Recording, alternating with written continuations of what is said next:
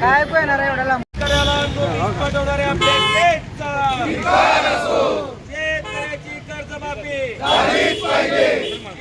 शब्द शेतकऱ्याची कर्जमाफी न करणाऱ्या सरकारचा शेतकऱ्यांना फसवणाऱ्या सरकारचा शेतकऱ्याची कर्जमाफी शेतकऱ्यांना फसवणाऱ्या सरकार शेतकरी विरोधी सरकारचं करायचं काय शेतकरी सरकारचं करायचं काय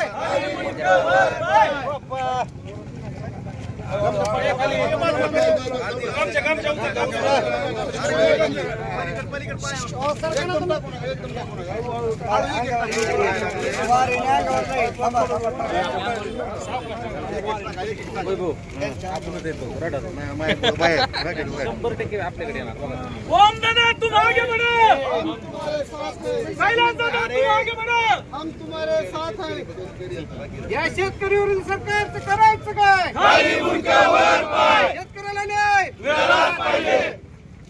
शेतकऱ्याची कर्जमाफी झालीच पाहिजे शेतकऱ्याची कर्जमाफी झालीच पाहिजे। शिवसेनेच्या आंदोलनाची भूमिका कालपासून आपल्या जिल्ह्यातनं खरं तर मी आपल्या सर्वांचा आभार मानतो चॅनलच्या माध्यमातून दाखवल्या मुख्यमंत्री पण ती गोष्ट केली, पण काल मुख्यमंत्र्यांनी आणि आजही प्रशासनानं असं सांगितलं गेलं की ह्या नोटीस जुन्या आहेत, अवघशा नोटीस आहेत असं सांगितलेलं तर तुम्ही तुमच्या माध्यमातून ऐकलं। मला तुम्हाला एकच उदाहरण द्यायचं त्यातलं, हे शेतकरी आहेत बाळासाहेब सूर्यवंशी, त्यांचा आपल्याला पोस्टाचा मेसेज येतो, तर त्या पोस्टाची मेसेज ह्या बुक झालेली आहे 23/9/25ला पाठवली आणि 26/9/25ला ह्यांना पोचली, हा टेक्स्ट मेसेज आहे, हे तयार तर कोण आणू शकत नाहीत। प्रशासन एवढं कसं बोलू शकतं की जुन्यात नोटीस आहेत, स्वतःची जबाबदारी झटकण्यासाठी, म्हणजे मुख्यमंत्री स्वतः काल बोलले जुन्या नोटीस आहेत, 26 सप्टेंबरला मिळालेली नोटीस जुनी असू शकते का, हाच प्रश्न आमचा सगळ्यात। हा मेसेज आहे, हा पुरावा आहे, हे शेतकरी आहे।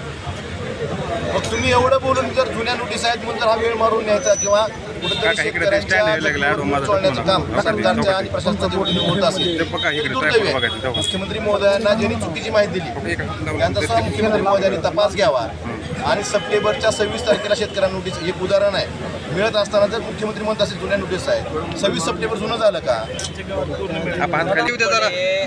धाराशिव जिल्हा, पूर्ण मराठवाडा आणि धाराशिव सोलापूर या जिल्ह्यामध्ये जी पूर परिस्थिती ढगफुटीमुळं निर्माण झाली आणि ज्याच्यामुळं शेतकऱ्याचं हातोनात असं नुकसान झालं आहे, त्याच्या शेतातली जमीन खरडून गेली आहे, पीक वाहून गेलं आहे, जनावरं वाहून गेली, घरात पुराचं पाणी शिरल्यामुळं सगळ्या संसार उपयोगी सामानाचा चिखल झाला आहे आणि तो शेतकरी अंगावरच्या कपड्यानिशी त्याला प्यायला पाणी नाही, खायला अन्न नाही आणि उलट जी बँकेची कर्ज उचलली ती नेमकी भरायचे कुठून, हा प्रश्न त्या शेतकऱ्याच्या समोर आहे।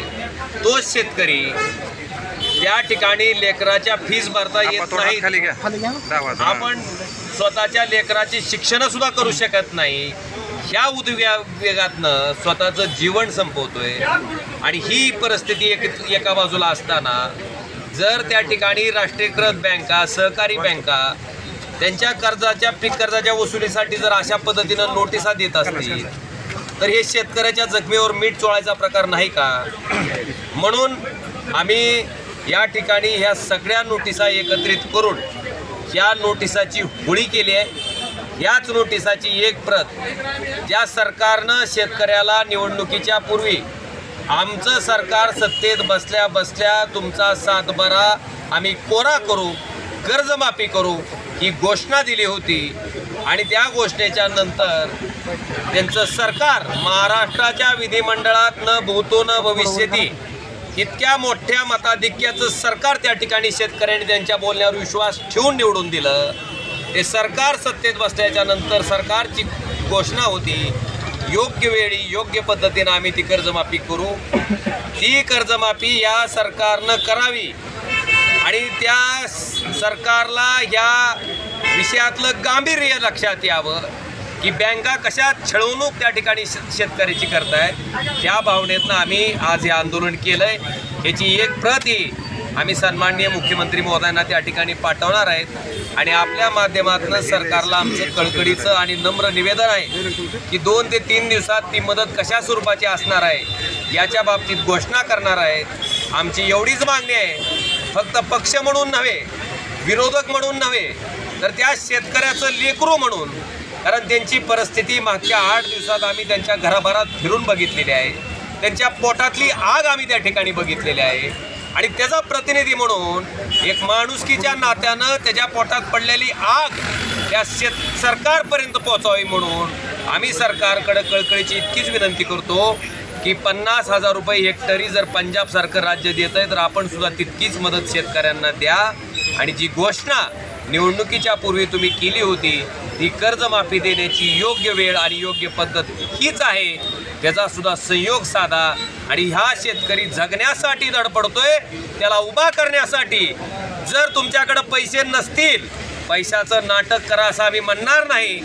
आपल्या राज्यावर 2.5 लाख कोटीचं कर्ज होतं, आपण 10 लाख कोटीपर्यंत नेलं. अजून शेतकऱ्याचा जीव वाचवण्यासाठी 3-4 लाख कोटी कर्ज काढलं तर काही फरक पडत नाही, ते काढा. पण या शेतकऱ्याच्या ज्या व्यथा आहेत, ज्या मागण्या आहेत, त्या मंजूर करा. या मागणीसाठी आम्ही आज इथं सगळ्या शेतकऱ्याच्या माध्यमातून, पक्षाच्या माध्यमातून जमलोय आणि हे आंदोलन केलं. आम्ही सन्माननीय मुख्यमंत्री महोदयांना पण पाठवणार आहे. ते ज्यावेळेस माझ्या लोकसभा कार्यक्षेत्रामध्ये